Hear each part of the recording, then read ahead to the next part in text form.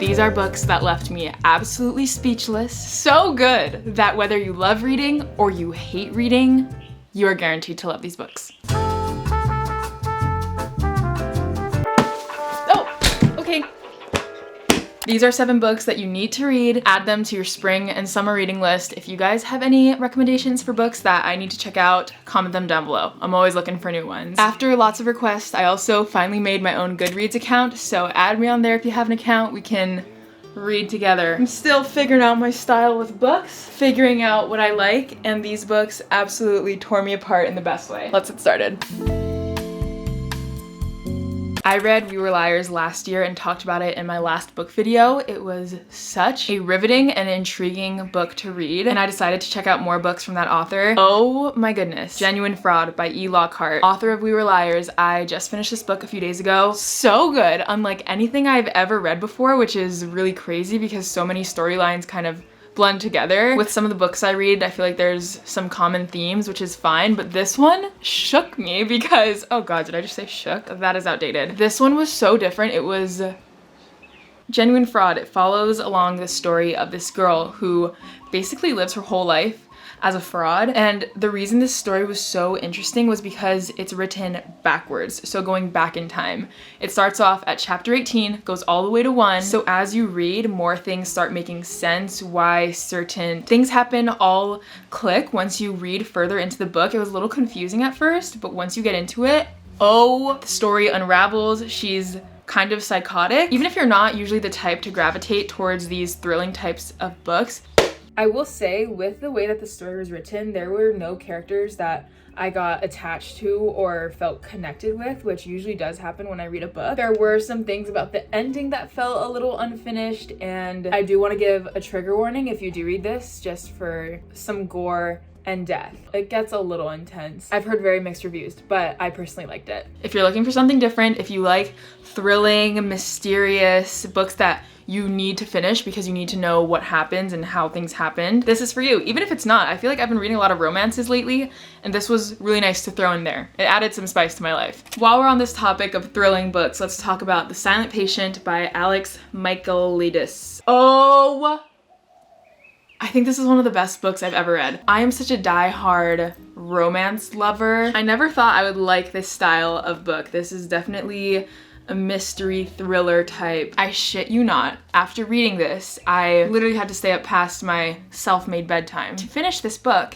And once I finished it, I had to take out my dog into the backyard. I was so spooked. I had to use my phone flashlight, which I never do. I was creeped out being in the dark. And this isn't even a horror book. There's nothing supernatural about it. I just was so spooked by this. It was so thrilling. Finishing this literally left me not being able to read another book for days after. Usually I like to jump from book to book. I had to sit and let this one marinate. So that's just the background of how good this book was. This book follows the story of a woman named Alicia who shot her husband 5 times. After that, never spoke a word again. Years after, never spoke. Was living in psych wards with therapists trying to figure her out, and nothing was making sense because her life seemed to be perfect. She had a good marriage, she was an artist, so nothing was really clicking. She refused to talk, so the investigation kind of just didn't go anywhere because she would not speak. A criminal psychotherapist comes in, his name is Theo, and he is determined that he is the one who will get Alicia to break her silence. He is determined that he's gonna be the one to do that. He's so determined and believes so hard that he can uncover the truth behind this crazy mystery, and it's a search that consumes his whole life. Shocking, thought-provoking, and deeply twisted, The Silent Patient is a spellbinding psychological thriller about violence, obsession, and the dark side of passion. Out of the books I'm sharing in this video, this is definitely probably the most mature one. I definitely think a few years ago I wouldn't have been ready to read this. Not even because it talks about sex. A lot of romance, even teen romance books that I read talk about sex. I just think it's more of a mature adult, young adult read rather than like a teen read. I feel like this is a book that I would read if I was like 30 or 40. So, but the turn of events in it is so shocking that I could never read it again. Well, maybe I could. I probably could. I need to find another book similar to this that shakes me to my core and makes me feel something. If you have one, comment it down below. The Silent Patient will leave you in thought, shook to your core for days after. Let's talk about one of the best Oops. This two-part series. I was in a state in my life where I thought nothing could make me feel something so deeply and so strongly, but I was wrong with this series. One of Us is Lying by Karen Mcmanus. It is a story that follows these 5 high school students. They're in detention at their high school, and one of the students in that detention room dies on the floor. Keep in mind, this happens at the very beginning of the book, so the story follows along trying to figure out who did it, who in that classroom could have been the culprit of this crazy death that happened to one of their fellow students. Also, the student that died happened to be the mind behind one of that high school's gossip sites. So there's some mystery there to uncover because he's revealed secrets about some of these students in that classroom. The crazy part is that these 4 students all have these life-threatening lies that if exposed could ruin and change their whole lives. The boy who died, his name is Simon, died on a Monday, and on the next day, Tuesday, he planned to uncover those lies. Were one of these 4 students' lies big enough that they would want to kill him? You gotta read this book to find out. It is shocking, it is crazy. The 4 students who were in that classroom with the student who died are obviously key witnesses in this investigation to figure out who did this, how this could have happened. Some friendships and alliances happened that bring them together but also tear them apart. There's also some romance sprinkled in, which I enjoyed, and they're all just these normal, not so normal. This one was crazy. I was not expecting it. A lot of books you can kind of sense who the culprit was or what the twist is gonna be.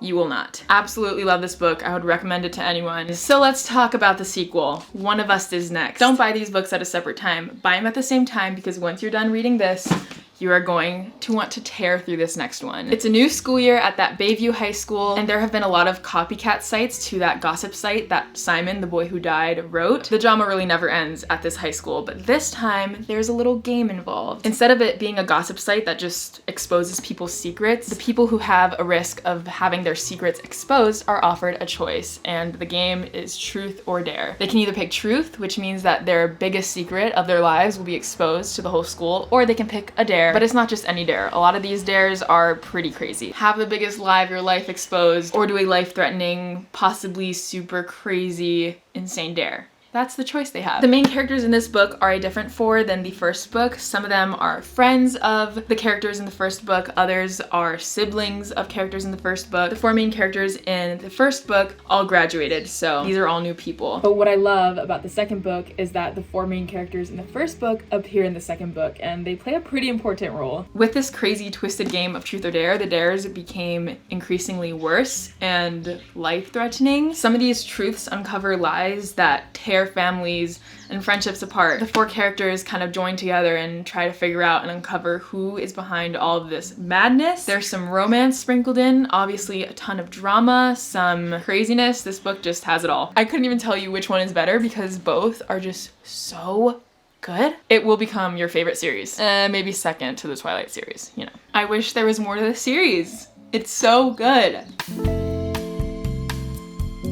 Moving on to some books by my favorite author, Adam Silvera. He wrote They Both Die at the End, which is a fan fave. I know so many of you have read it and enjoyed it and were heartbroken by it. He also wrote History Is All You Left Me, so I read those 2 books and I was determined to read the rest of his published books. What If It's Us by Adam Silvera and Becky Albertalli, so I guess this is co-written. I've read 4 of Adam Silvera's books and they all kind of follow a common theme of 2 boys who fall in love. There's some drama sprinkled in. I read this at the beginning of 2021, so I don't remember too well. This book follows the lives of 2 boys, Arthur and Ben, and what I really like about this book is that it switches perspectives between the 2 so you can get into the minds of both characters. Arthur is only in New York for a summer. Ben lives there. They happen to bump into each other at the post office. Thought there was a little spark, but in New York City, what are the odds that you ever meet someone, again, that you run into basically on the street? The universe somehow brings them back together, and the rest you will need to read to find out, mostly because I kind of forget. Hold on. You kind of have the dynamic of a hopeless romantic versus someone who's kind of just like, okay, whatever happens, happens, which creates a really interesting story, and I found myself rooting for them to be together because you're just so drawn to the characters and you really get attached to them. If you've read any of Adam Silvera's books before, you're looking for a romance that'll tear open your heart just a little bit,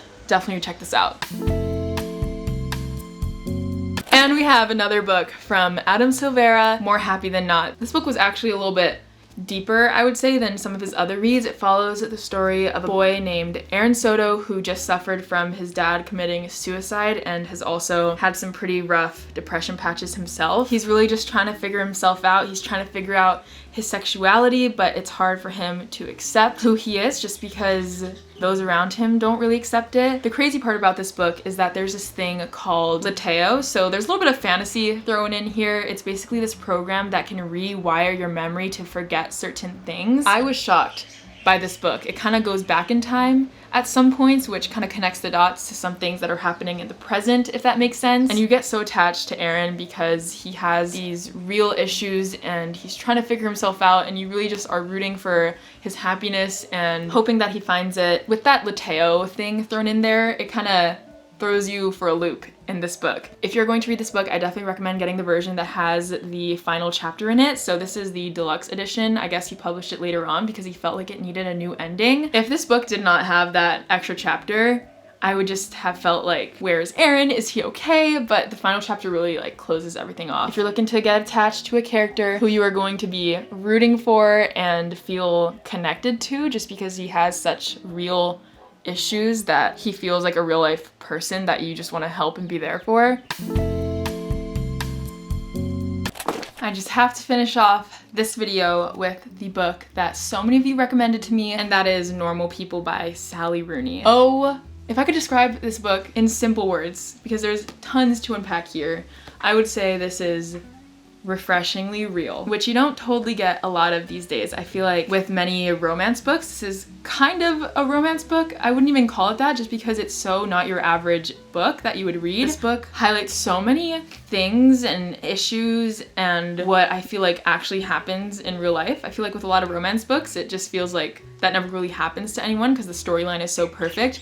This one, I feel like goes through all of the flaws that comes with relationships, and obviously everyone's relationship is different, but I thought this one was so interesting. It follows the story of two people, a boy and a girl whose friendship starts off in high school, they drift apart, they find their way back to each other in college, drift apart again because there's so many other factors in their lives that don't align with each other. And when they're apart, it's not this perfect storyline of, oh, they're both working on themselves, blah, blah, blah. Like, no, they're having real issues, meeting other people, having some real life shit go on to them that I feel like so many books don't talk about. I feel like the ending didn't leave me completely satisfied, but I feel like that's what happens in life sometimes. It's not always this perfect fairy tale happy ending. I feel like in relationships, you're constantly writing your own story of how that relationship will go, so there wasn't really a final ending, I feel like, with this. It does talk about some more mature stuff in here, so I feel like if you are in your 20s or if you're in your later teen years and you feel like you can handle a book like this, there's definitely some topics that I just want to give a little warning for. The two characters' names are Connell and Marianne, and they come from very separate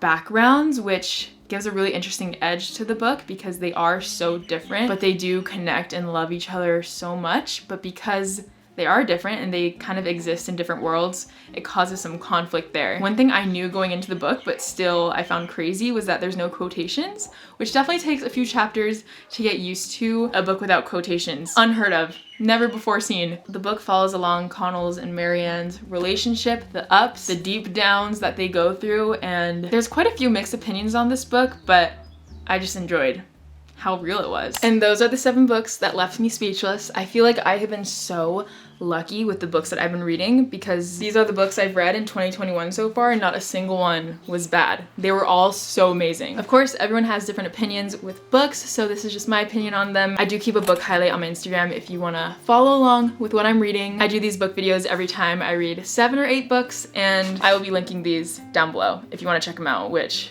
you most definitely should. I've definitely been enjoying more fiction recently, so that's why there's no self-help books in here. I just feel like it's been a really nice escape to just read fiction. Even if you aren't totally into reading yet, that's okay. I was there too, and I have morphed into this little bookworm. I'm still dabbling in booktube. I'm not a professional booktuber. Not yet, anyways. Okay, love you.